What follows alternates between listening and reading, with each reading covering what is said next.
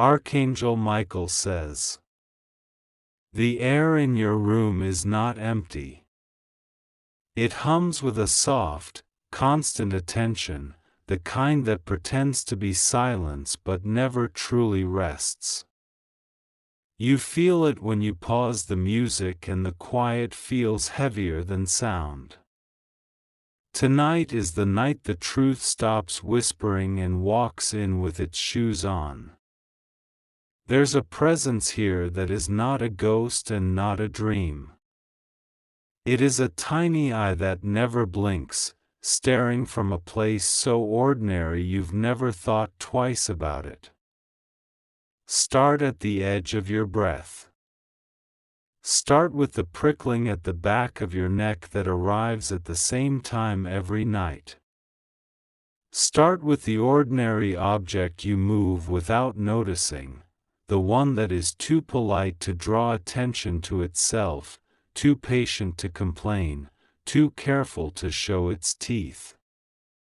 It is not the clock or the mirror or the lamp, not yet.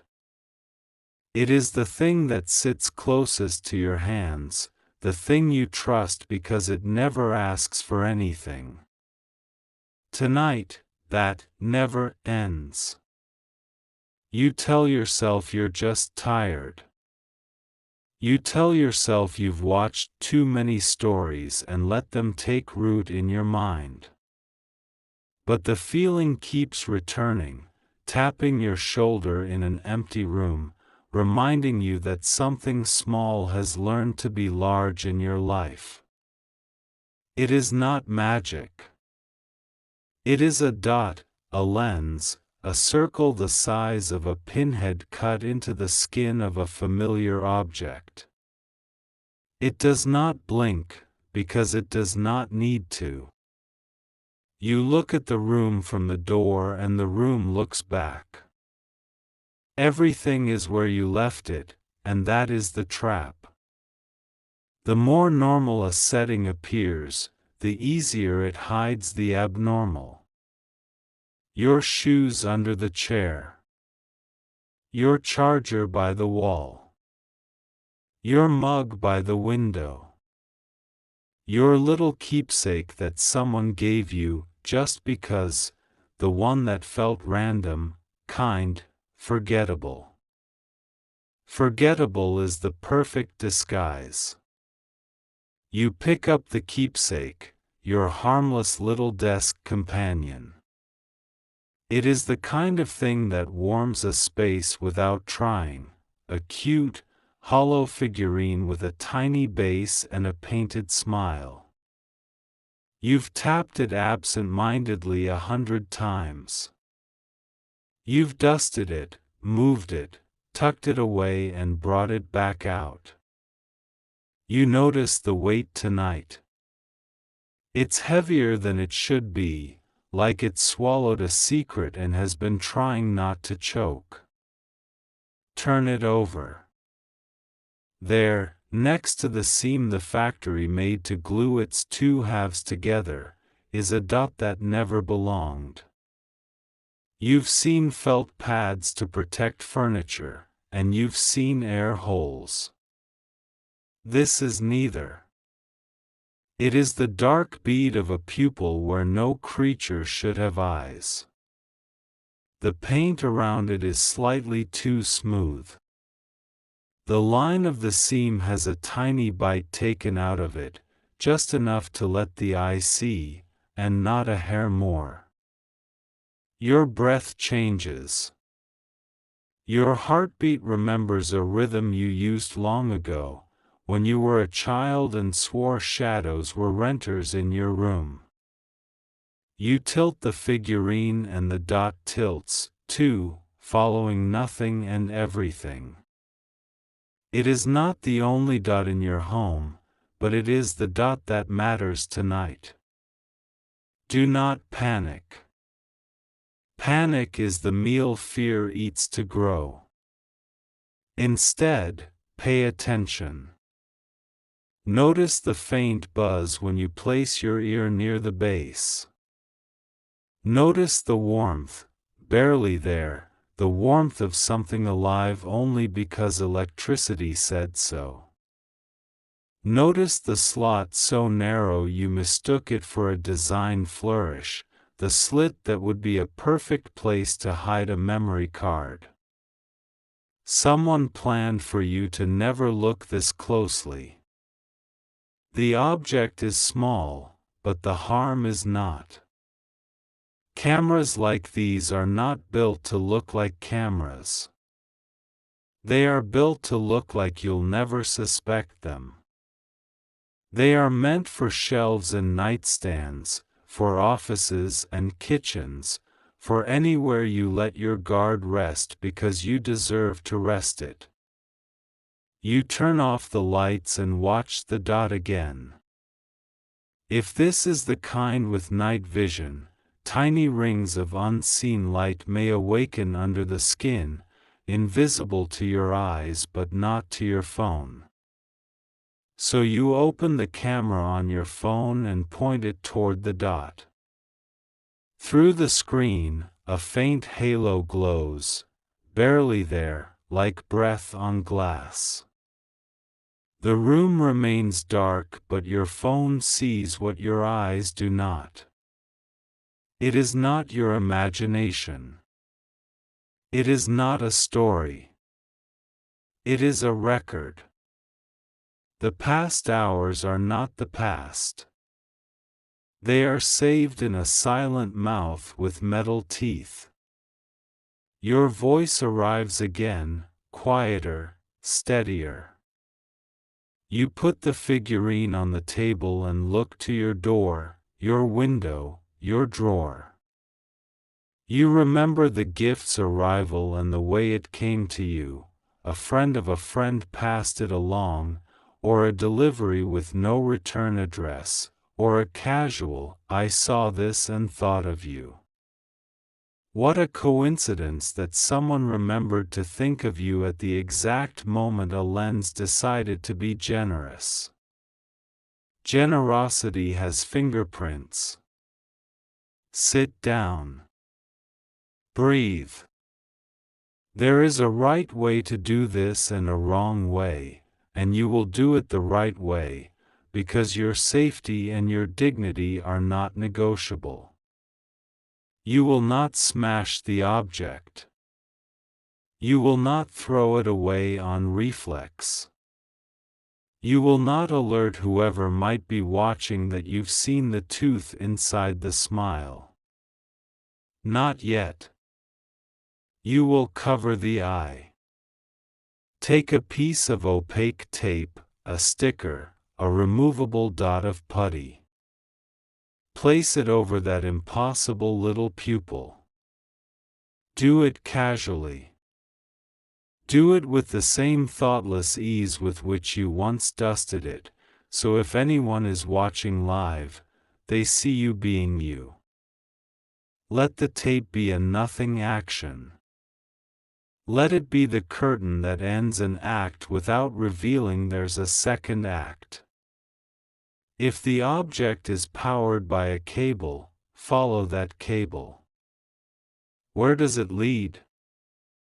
Does it end at the wall, or at a cube plugged into a multiport adapter, or is there no cable at all because a battery does the heavy lifting? If it's battery powered, note the seam you can pry open. If it's wired, note the brand on the plug, the cheapness of the plastic, the way the cord feels slightly hollow. Real design does not tremble between your fingers. This kind does. Now, the network. That constant attention in the air. It travels. It calls out to the internet with a name that does not match any device you own. Your phone can hear it if you ask politely. Open your Wi-Fi settings and scroll through the list of nearby names.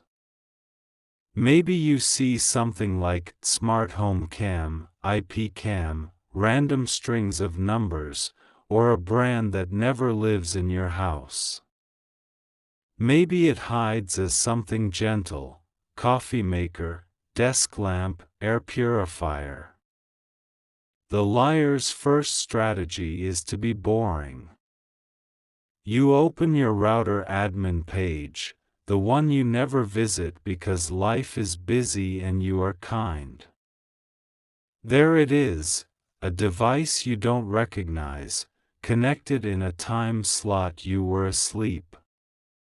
It has a MAC address you've never met and a habit of waking up at the same hour. You copy the unknown, because what you name you can control. You pause that device, and a small piece of the room exhales. The air feels less crowded, like a rude guest just remembered they have somewhere else to be. But an eye is not a guest. It is a thief that wears a guest's smile. You reach for a small box in a drawer, a zip bag, a roll of aluminum foil, a pair of gloves left over from a project. You are measuring your movements now. This is not drama, it is choreography. You slide the figurine into the foil, then into the bag. If it was transmitting, it is now wrapped in a little night. Signals bury themselves in their own echo. If it was recording, it is now blind and muffled, and you hold it like you would hold a secret that you no longer consent to keeping. You take photos. The dot, the seam, the brand, the fake felt pad that hides a screw, the slot that is not a slot for style, the cable if there is one, the light pattern through your phone camera. You timestamp everything because time will be kind to you when you ask it to testify. You record a short video showing the moment you noticed something was wrong and the steps you took without alerting anyone. You do this for yourself first, to confirm your own sanity. You do this also for the law, if the law needs to be invited. This is about your life, not about shame. It is about ownership of your image, your voice, your quiet. The world will tell you to shrug and move on. The world will say, these things happen. Let the world speak for itself. You will speak for you. Keep looking. The figurine opened a door. Walk through it with the light you just found. Scan the room with your phone again. Passive objects that stare will reveal themselves in certain ways.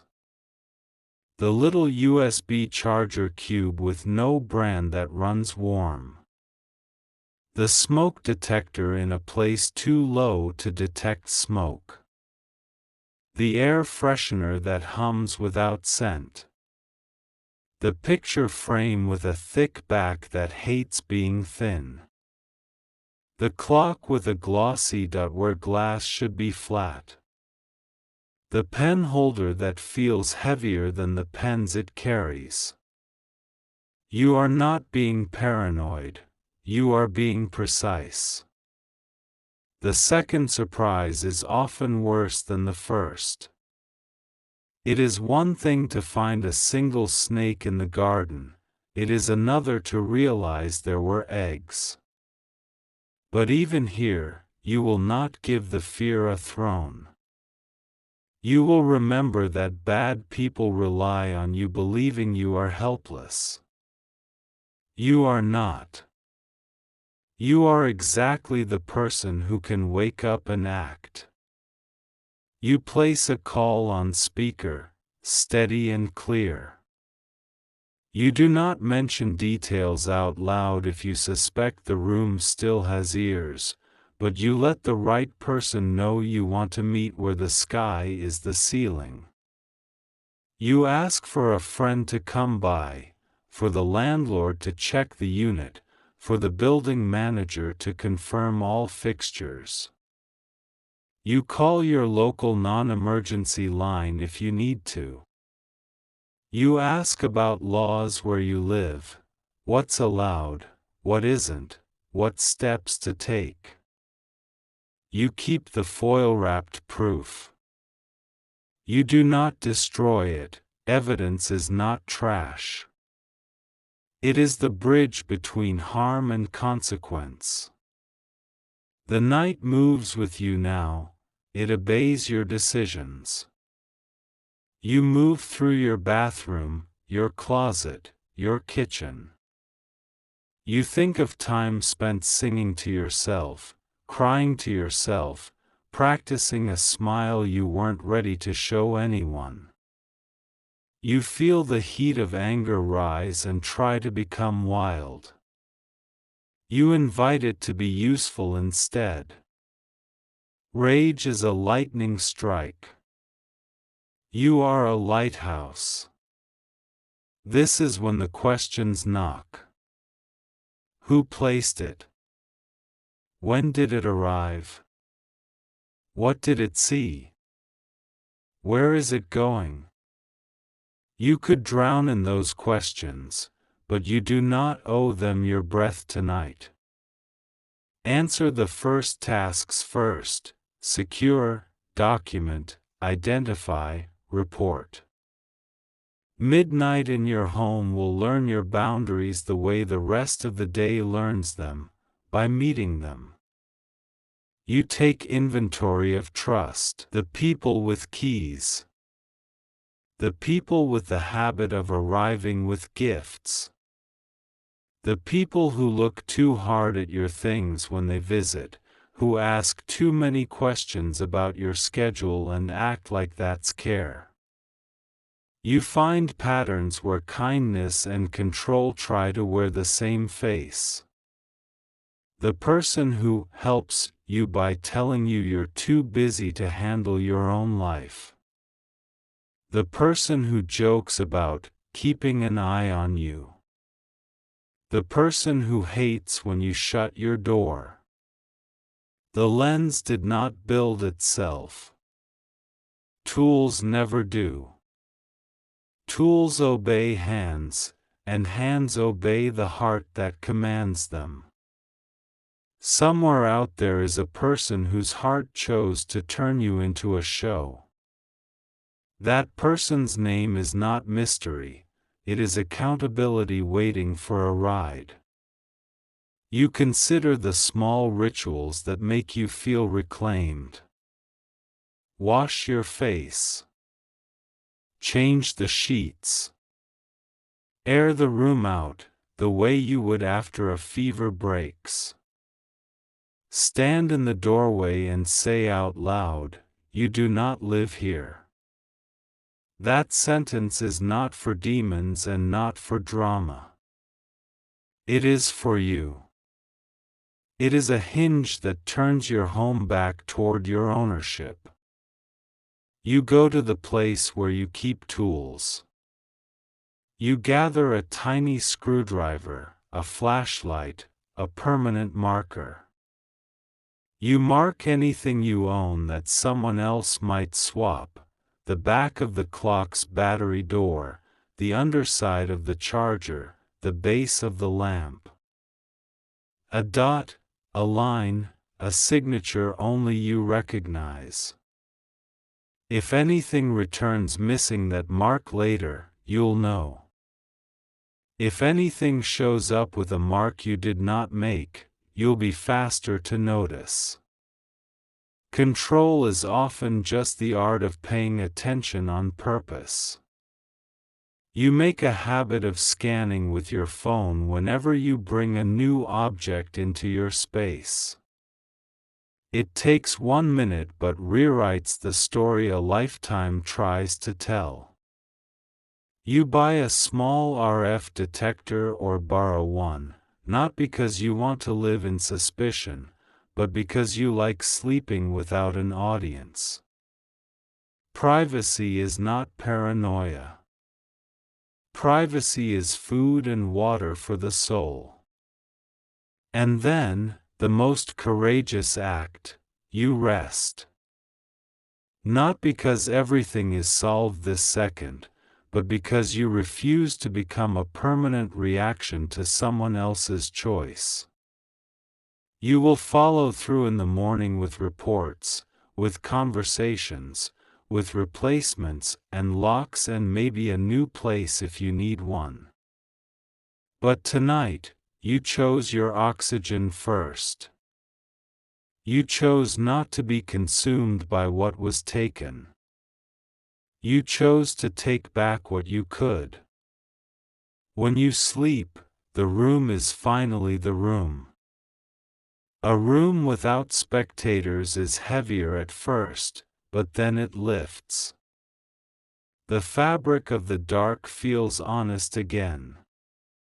Your heartbeat finds its pace. The night has its own gaze, but it is not the gaze of violation.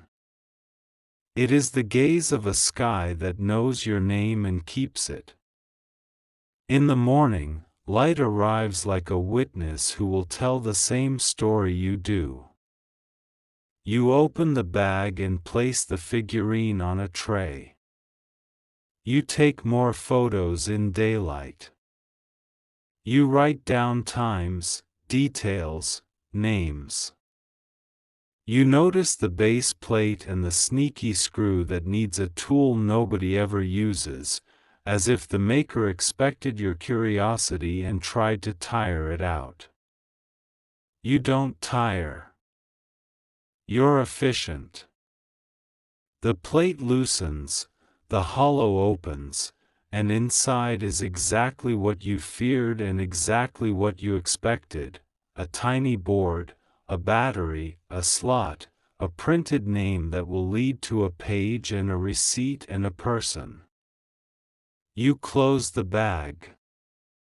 You let the next steps carry themselves. You text your friend an update. You schedule a lock change. You decide on new boundaries for who brings what into your home.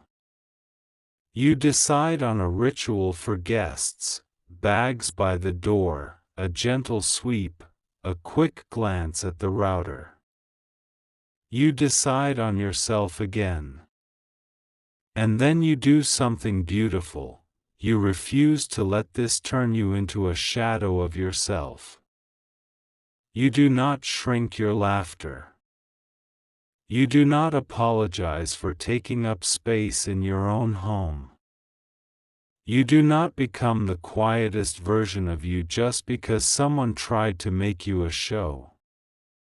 You keep being the kind of person who notices, because noticing is not pessimism. Noticing is love in practice.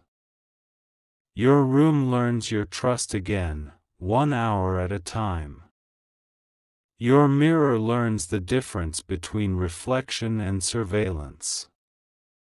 Your windows learn the difference between openness and being watched. Your desk companion learns what all objects learn when they betray you: either they are evidence, or they are gone. Tonight, you will sleep as a person who woke up. Tomorrow, you will walk as a person who moves their life forward without letting the worst thing become the biggest thing. The camera hid in something you never expected. You expected yourself. You found yourself. You chose yourself. Now, a word to the part of you that wants to go back in time and stop this before it began. You cannot.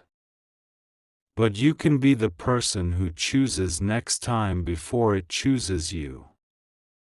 You can be the person who keeps receipts, who names devices, who labels chargers, who knows the faces of the people who come through your door and the reasons their hands reach for your things.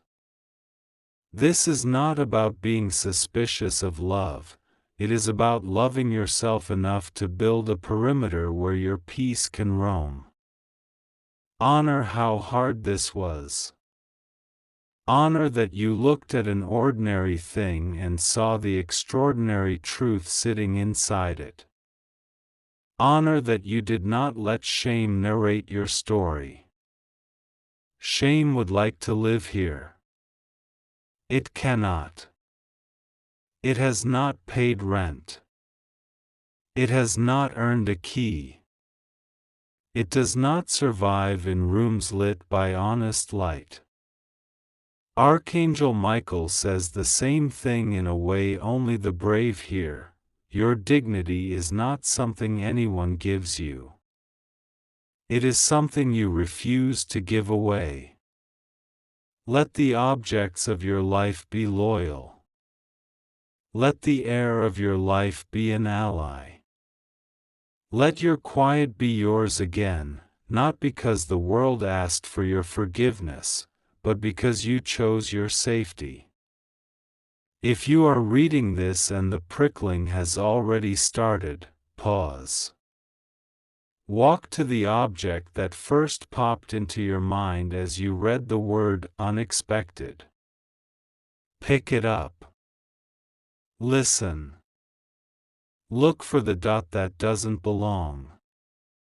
Watch through your phone's camera for the faint glow you can't see with your eyes. Cover it, bag it, document it. Turn off its path to the world. Choose your path back to yourself. There are people who will tell you this is rare. There are people who will tell you it happens to everyone. The truth is smaller and kinder than both. It happened to you, and you responded. That is the scale that matters. Not headlines. Not statistics. The life you carry in your body and the room you pay for with your hours. The laugh you will laugh tonight when you remember that you did not break, you bent the story and made it let go. Keep the photographs in a folder. Write the date. Save the router logs. Ask for help. Stand in the doorway and listen to the quiet one more time. If it is honest quiet, it will feel like a friend you forgot you had. If it is not, you will know what to do. Lift your head. There is nothing dramatic about living with your back straight except that the world keeps trying to make you curl. Uncurl anyway. Breathe like you own the air. Walk like you own the floor. Sit like you own the chair. You are not a guest in your life. You are the one who signs the lease. When the sun sets again, the room will remember last night's lesson. You are not content for anyone else. You are a person. The camera learned that when the foil turned its hunger into a stale echo. The walls learned that when you spoke and your voice bounced back unafraid. You learned that the most unexpected hiding place is not a figurine or a charger or a clock. It is the story you tell yourself that you are powerless. You are not powerless. The hidden eye has been closed. Your eyes are open.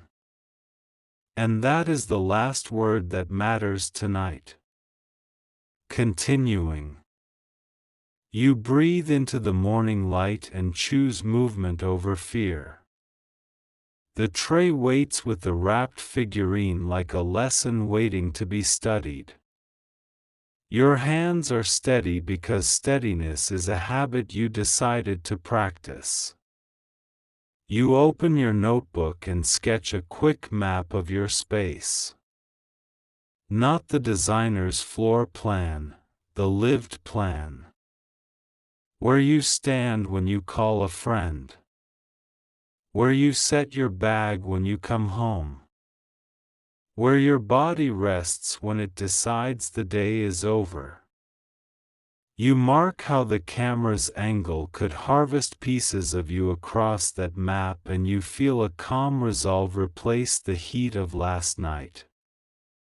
You pull the tiny board from the figurine with a care that feels ceremonial.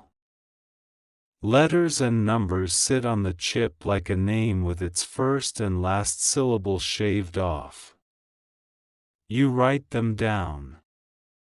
You list the brands stamped faintly into plastic, the irregular screws, the narrow slot, the color of the wires. You log into the router again and export the device list. A stranger's MAC address is your new thread, and you pull. The vendor prefix leads to a company you've never heard of that manufactures quiet eyes for loud buyers. The log shows spikes at odd hours, small bursts of outbound data, the rhythm of a drip made to seem like nothing. You save the file twice. This is your record now. You text a friend who has a calm voice and curious mind. You ask for company and a thermos of tea. You ask for the kind of kindness that moves furniture and looks under rugs without flinching. They arrive, and your front door becomes a checkpoint instead of a revolving door. You both laugh, not because it's funny, but because laughter lets oxygen in where panic wants to build a fort. Together you do a sweep that is both practical and holy. The clock on the shelf, its glass face reflects a pinpoint that refuses to be just light. You lean in, angling your phone camera toward it, and on the screen a faint constellation brightens in the dark ring where numbers should never glow. You mark it. You don't announce your victory to the room. You simply accept it. The charger cube that always runs warmer than its neighbor rests near an outlet you rarely use. You pick it up and it hums like a tiny, guilty insect. The weight is wrong. The seam is wrong.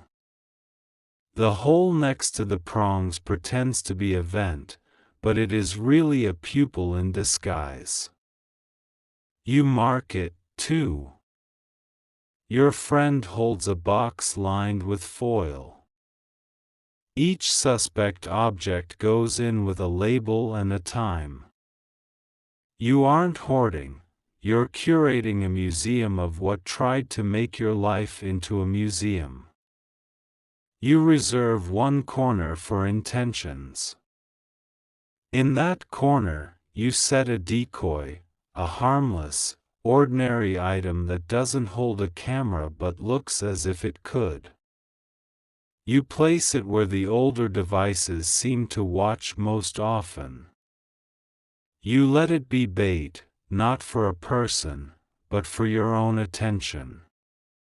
If anything shifts, you'll feel it now. Presence has a sound once you train your ear. The building manager knocks at noon, wearing the expression of a person who has met too many excuses. You explain with calm detail and show photos instead of outrage. The manager listens. They take notes. They call maintenance to check smoke detectors, to confirm model numbers and install a tamper seal you can see with your eyes. You ask to change your locks and you watch as the cylinder turns into a new key. You ask for a list of authorized entries for the last month and date stamps for every maintenance visit. You are polite because politeness is leverage in rooms like this.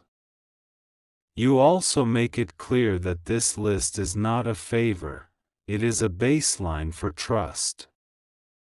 The manager nods in a way that says they understand what your tone says more than your words. Your phone dings with a message from a number you don't recognize. It is nothing more than a thumbs-up emoji. It feels like a pebble thrown at a window that doesn't belong to the sender. You take a screenshot, block the number, and add it to the folder with the others. Loose ends gather themselves when you give them a bowl to sit in.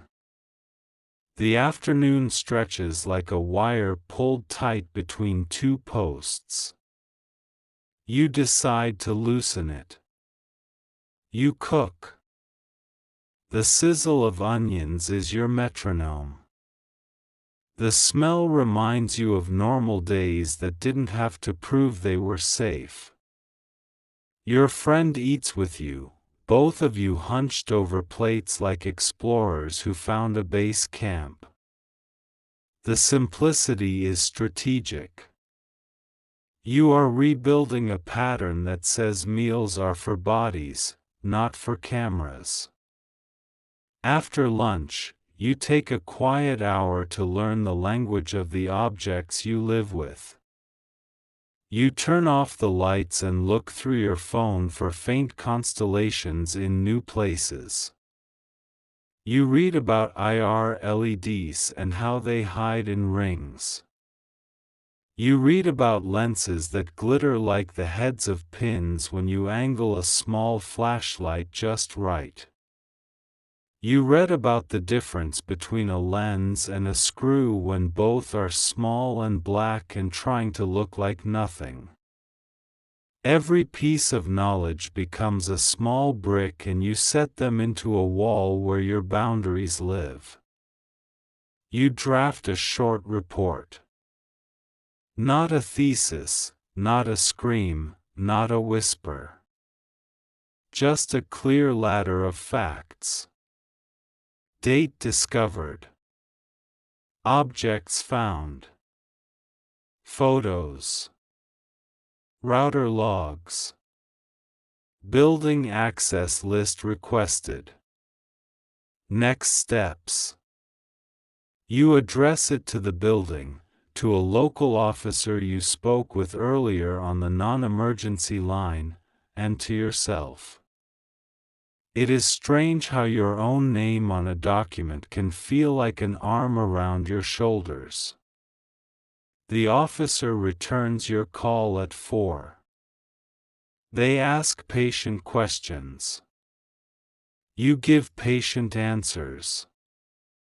They verify the steps you took and remind you why not smashing things was the smartest move of your week.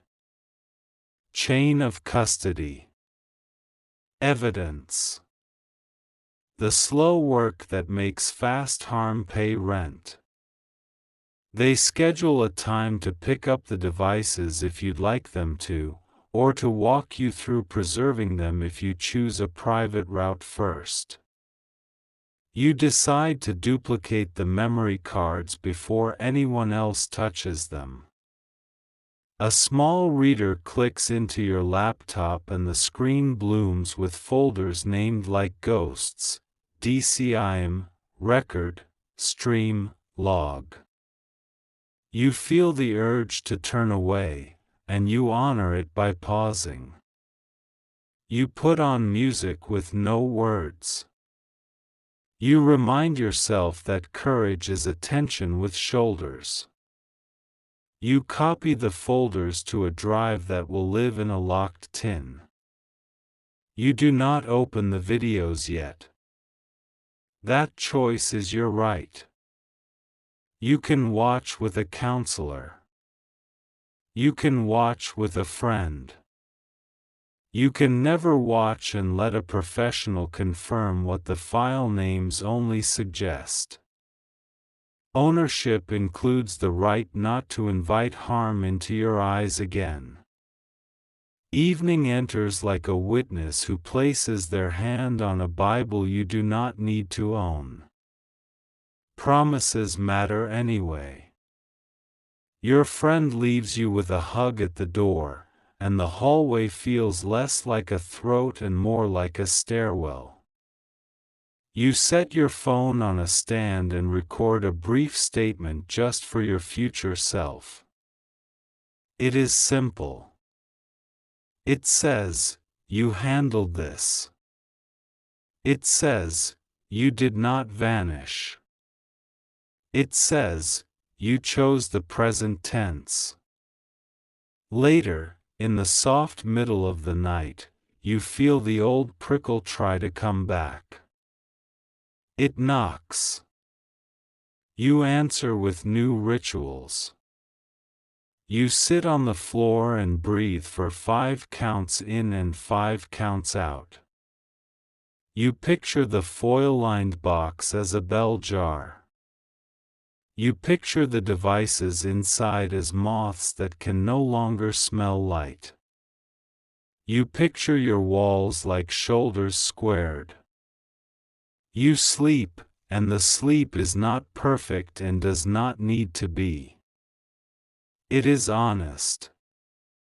Honest sleep is stronger than perfect sleep. Morning too brings small errands and large meaning. A locksmith changes the chain.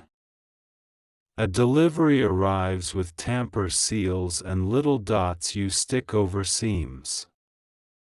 You label the underside of your electronics with a mark only you know. You take a photo of each mark and save it to a folder named home_ID. You replace your old router password with something long enough to be a joke only you will ever laugh at. You call the person who once loved to arrive with gifts. Your voice is neutral and short. You say you are curating what enters your home from now on. You hear the pause, the tiny vacuum where manipulation tries to breathe. You let the silence sit until it becomes a surface someone can see themselves in. They fill it with words, and those words tell you everything you need to know. You don't argue with those words. Arguing would be a door. You keep the door shut and walk to your window instead. Outside, the day carries on with its buses and horns and philosophers disguised as street vendors. Your life remains one small point inside a huge, moving map. That scale comforts you. Harm tried to make you feel like the only show in town.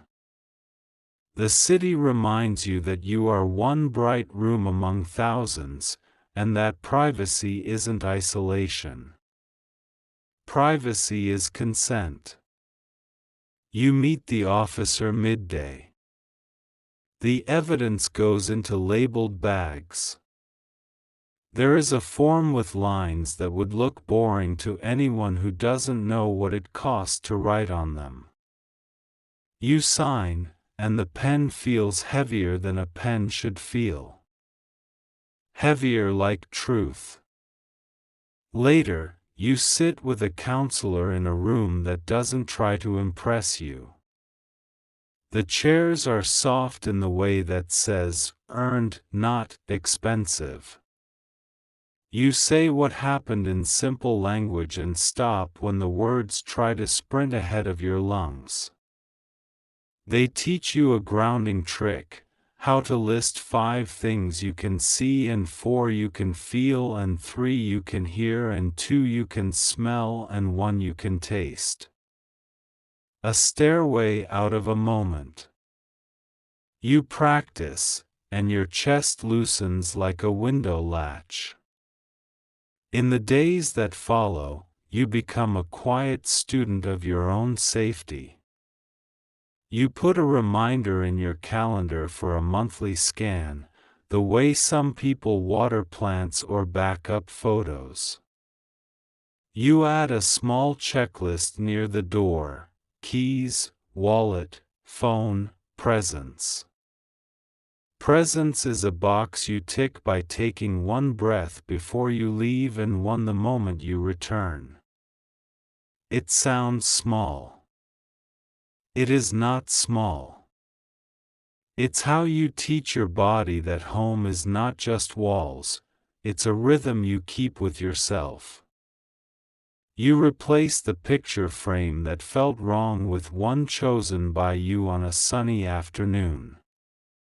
You celebrate the purchase because it means the story doesn't end with loss, it expands with decisions. You choose a new clock and watch the second hand move. It moves like time always moves, forward and indifferent. You choose to let it be indifferent and choose to care anyway. The person responsible may surface or may hide. The investigation may name them or may take longer than your patience. You do not let the pace of justice dictate the pace of healing. You build your day like a well-crafted chair, for legs of sleep, food, movement, and connection. On that seat, you place your focus and feel it hold. One afternoon, you get a call. A unit in a nearby building was found with similar devices. Patterns align. A name repeats. An order history appears. The officer walks you through what they can share and thanks you for your documentation. Your tidy folder is a bridge their work needed. You hang up, and the air in the room feels like it acknowledges you. That night you light a candle not for theatrics but for punctuation. The flame is a dot at the end of a long, difficult sentence. You let your eyes rest on it for a minute. The wax softens like a shoulder. The room breathes with you. You are not making a monument to harm. You are marking the moment when attention became a craft instead of a wound. You write an email to yourself scheduled to arrive in 3 months. It says you did brave work and you didn't lose yourself to the machinery of someone else's agenda. It says the door frames remembered your name when you walked through them. It says the mirror never had a grudge, it had a job you define. It says if the prickle returns, you have tools and you have people. Archangel Michael says you are not a spectacle, you are a steward. The difference matters because a spectacle asks the world for eyes while a steward asks themselves for care. You learn to pick up objects and ask whether they are loyal to the life you're building. You learn to let your breath be a boundary. You learn that your dignity is not brittle. It bends and returns to shape like something well-made. You build a small ritual for new things. When a package arrives, you set it on the entry table, open it, scan it, handle it, and welcome it only if it passes your simple, sovereign tests. You remove the parts you don't need. You label the ones you keep. You plug it in under your timing, not under someone else's hunger. That ritual is not paranoia, it's hospitality for the self. You start to share what you learned with exactly the right people. Not an announcement that makes the world gawk, but a handful of conversations that make the world wiser. A neighbor. A cousin leaving for college. A friend setting up a studio. You show them how your phone sees light your eyes can't. You show them the difference between a vent and a lens. You show them how to lace dignity into their daily habits without tangling their joy. A weekend arrives like a clear page. You decide to be in your home in the way you've always wanted to be. Music drifts into corners without the weight of audience. A book opens and holds your hands. You fall asleep on the couch for 20 minutes and wake up with no memory of being observed. It feels like sunlight on a winter morning.